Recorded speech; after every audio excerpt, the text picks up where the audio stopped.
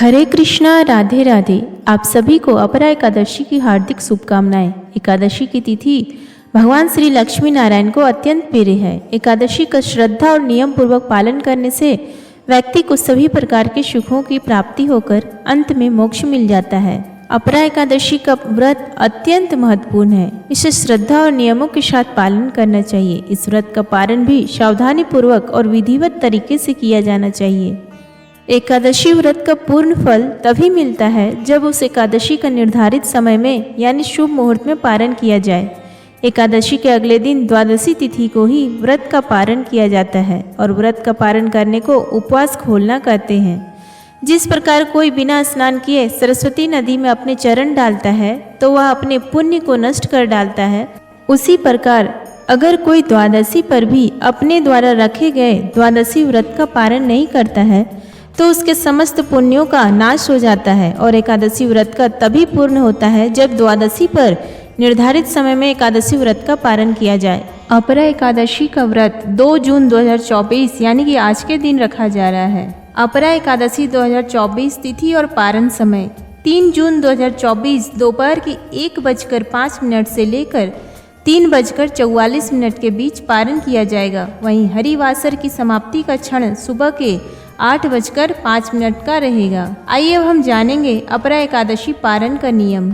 सुबह जल्दी उठकर स्नान करें, भगवान विष्णु और लड्डू गोपाल जी की मूर्ति का अभिषेक करें, उन्हें नया वस्त्र पहनाएं और उनका श्रृंगार करें। गोपी चंदन और हल्दी का तिलक लगाएं।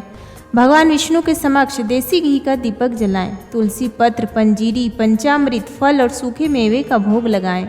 उनके किसी भी मंत्र का 108 बार जाप करें। पूजा का समापन भगवान विष्णु की आरती से करें। व्रत का पारण सात्विक भोजन से करें। तामसिक चीज़ों से दूर रहें। तले भुने और तामसिक चीज़ों से व्रत ना खोलें। व्रती भगवान विष्णु का ध्यान करते हुए व्रत खोलें। गरीबों को भोजन खिलाएं और वस्त्रों का दान करें। अपरा एकादशी व्यक्ति के सभी पापों को भस्म कर डालती है और जो भी व्यक्ति अपने जीवन में अपरा एकादशी व्रत के नियमों का पालन करते हैं उन्हें कभी भी प्रेत योनि में नहीं जाना पड़ता और ऐसे भक्तों को मोक्ष की प्राप्ति हो जाती है। तो अब आपको बताते हैं अपरा एकादशी व्रत का पारण किस विधि से किया जाएगा।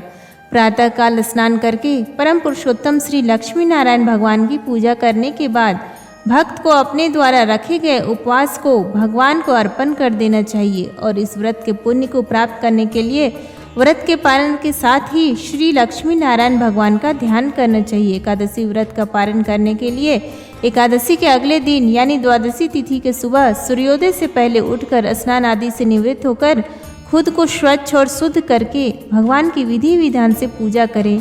फिर तुलसी माता की पूजा करें। तुलसी माता में जल अर्पित करके 3 बार परिक्रमा करें और फिर तुलसी माता को कोई भी फल या मिठाई अर्पित करें। फिर तुलसी के पौधे के समक्ष बैठकर ही हरे कृष्णा मंत्र का या ओम नमो भगवते वासुदेवाय नमः का जाप करें। अपनी क्षमता के अनुसार 108 बार या अपनी क्षमता के अनुसार करें। फिर भगवान के लिए सात्विक भोजन तैयार करें।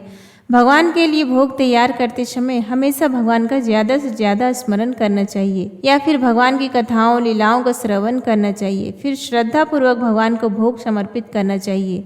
द्वादशी तिथि को भगवान श्री हरि और भगवान श्री कृष्ण का ध्यान करना चाहिए। फिर भगवान को जल और भोग तुलसी पत्र रखकर प्रेम और श्रद्धा के साथ अर्पित करें। आप हमेशा ध्यान रखिए कि आपको भगवान की पूजा और भगवान को भोग एकादशी व्रत पारण मुहूर्त से पहले लगाना है, क्योंकि निर्धारित मुहूर्त में आपको स्वयं व्रत का पारण करना होता है। अब स्वयं व्रत रखने का संकल्प लिया था, उसी प्रकार द्वादशी तिथि को व्रत पारण का संकल्प भी लेना चाहिए और इस प्रकार सच्चे मन से कहना चाहिए कि हे श्री लक्ष्मी नारायण भगवान, आपको मेरा बारंबार प्रणाम है। श्री हरि, आज मैं अपने द्वारा रखे गए एकादशी व्रत का पुण्य आपके श्री चरणों में अर्पित कर रही हूँ। मेरे द्वारा अर्पित किए गए व्रत से आप प्रसन्न होइए और मुझे अपनी शरण प्रदान कीजिए। हे प्रभु, आपके श्री चरणों में मेरी भक्ति सदा इसी तरह बनी रहे, ऐसा आशीर्वाद मुझे प्रदान करने की कृपा कीजिए। हे प्रभु, आप हमारे लिए वही कीजिए जो हमारे लिए हित हो। ध्यान रखिए कि भगवान से कभी भी अपने लिए भौतिक सुख सुविधाओं की याचना नहीं करनी चाहिए। केवल भगवान की भक्ति या मोक्ष प्राप्ति की ही इच्छा करनी चाहिए। क्योंकि उम्मीद करती हूँ आज का ये वीडियो पसंद आया तो प्लीज़ वीडियो को लाइक करें, शेयर करें और कमेंट बॉक्स में जय श्री हरि